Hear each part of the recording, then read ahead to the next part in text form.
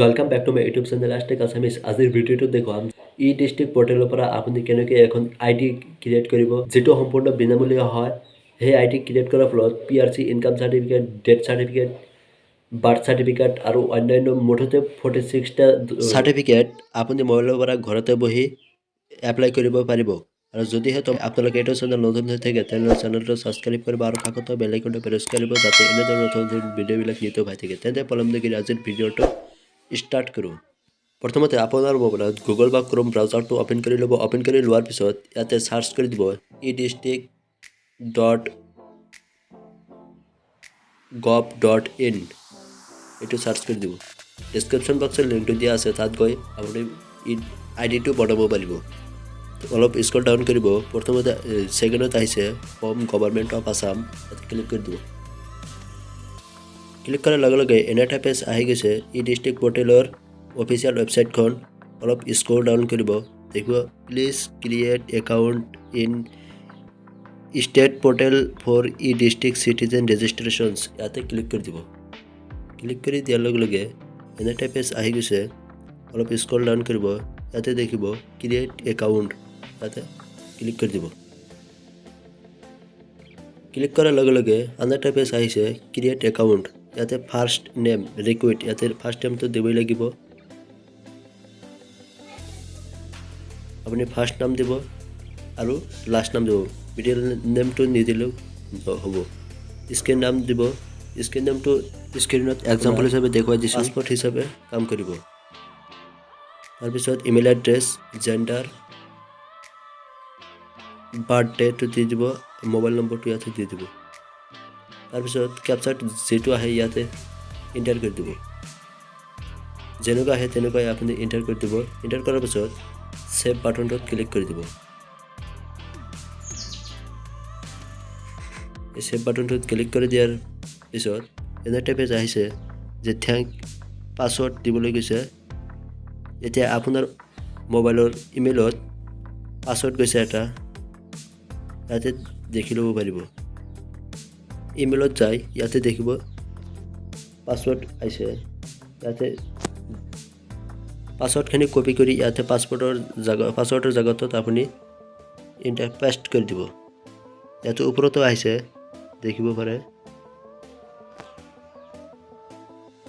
এতিয়া টিক মাৰ্কটো দি দিব। টিক মাৰ্ক দিয়াৰ পিছত চাইন ইন, ইয়াতে ক্লিক কৰি দিব।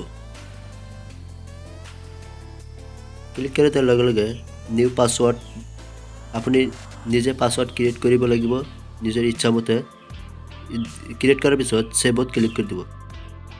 ছেভত ক্লিক কৰি দিয়াৰ পিছত পাছৱৰ্ড ৰিমাইণ্ডাৰ, ইয়াতে কুৱেশ্যন আহিছে এটা যে what is your father middle name. আপুনি যিকোনো চইচ কৰি ল'ব পাৰে। যিকোনো চইচ কৰি আপুনি ইয়াতে what is your library card দিব, নাম্বাৰ দিব, যিকোনো এটা চইচ কৰি ল'ব। হোৱাট ইজ ইয়ৰ প্ৰাইমেৰী, মই চইচ কৰি আছোঁ ফ্ৰিকুৱেণ্ট ফেইলিয়াৰ নাম্বাৰ দিব পাৰে, ফোন নাম্বাৰ দিব পাৰে। আৰু চইচ কৰাৰ পিছত ইয়াতে এনচাৰটো আপুনি দি দিব।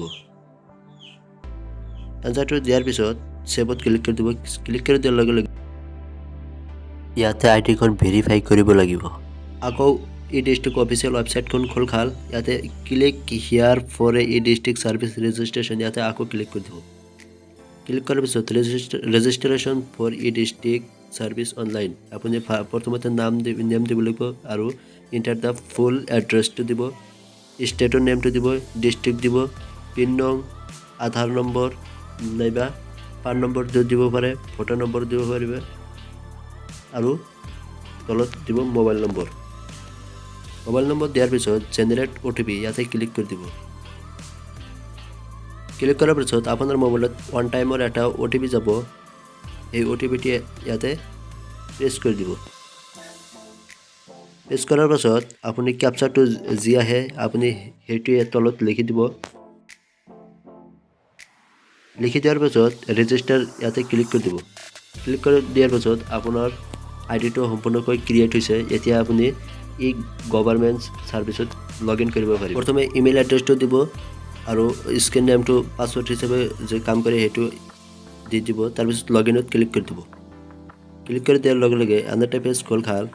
আপুনি ইয়াতে ছিলেক্ট, ইয়াতে ক্লিক কৰি যিকোনো 46ৰ ভিতৰত আপুনি যিকোনো ইনকাম চাৰ্টিফিকেট আপুনি এপ্লাই কৰিব পাৰিব এতিয়া মই ইনকাম সাৰ্টিফিকেট এনে এটা এক্সাম্পল হিচাপে দেখুৱাই আছোঁ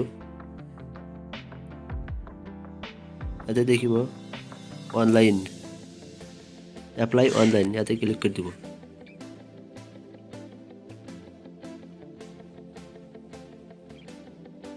ক্লিক কৰাৰ পাছত আপুনি যিকোনো এনেকুৱা ধৰণৰ চাৰ্টিফিকেট আপুনি এপ্লাই কৰিব পাৰিব নিজৰ মোবাইলত যদি ভিডিঅ'টো চাই ভাল লাগিলে তেনে ভিডিঅ'টো লাইক কৰিব শ্বেয়াৰ কৰিব আৰু লগতে ছাবস্ক্ৰাইব কৰিব নাপাহৰিব আজিলৈ ইমানেই